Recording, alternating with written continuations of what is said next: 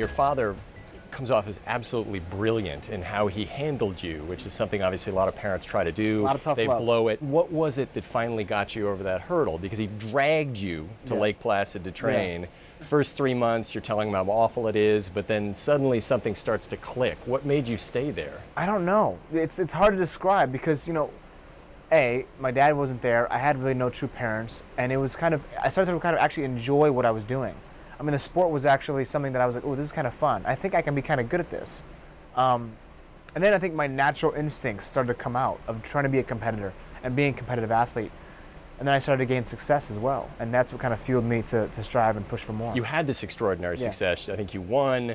You were going to go to the Olympic trials in 1998. You were going to make the team, all this stuff. But something happened.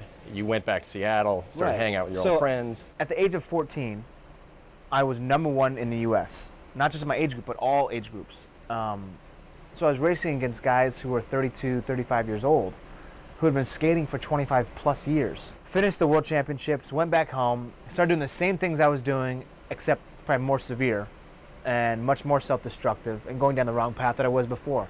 I didn't know I was supposed to train. I didn't know I should have been focused. I didn't know what it meant to become an Olympic athlete. I couldn't appreciate the Olympic pursuit. So by the time I arrived back in the training camp, I was like 25 pounds overweight. I was a totally different person. I didn't want to be there.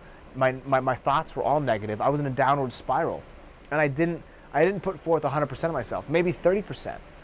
And I ended up going to those 1998 Olympic trials, and I essentially placed last. I went from first to last in the course of a year. And my dad was devastated, not because I didn't make the team, but because he saw an opportunity that perhaps was going to be lost in my fingertips. And he saw, you know what, Apollo, like, you're not doing everything you can do to be the best at this sport. It'd be different if you had trained hard this year and you'd given everything you've got, everything you have, and you'd still hadn't made the team. At least you can walk away and say, you know what, maybe it wasn't my time.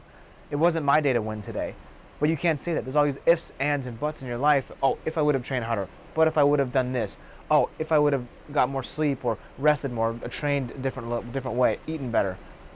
He didn't want those questions. And that's when he basically brought the tough love upon me and drove me to a very remote location in near the Pacific Ocean, a place called Copalis Beach, Iron Springs Resort, and gave me an ultimatum and said, look, Apollo, you can choose whatever you want to do. Whatever path you take, make sure it's the one that you want to dedicate yourself towards. Didn't care which one it was. And I had to make the decision on my own at 15, alone. I had a cabin to stay in, but I mean, there's no TV, there's no real telephone, there's a payphone down the street, there's no internet, there's no computer, nothing. It's just you and nature. So a lot of self-dialogue was created during these moments for me to basically come across and say, what am I doing? Why am I here? And how can I make a decision? I didn't even know why I was there for the first couple of days.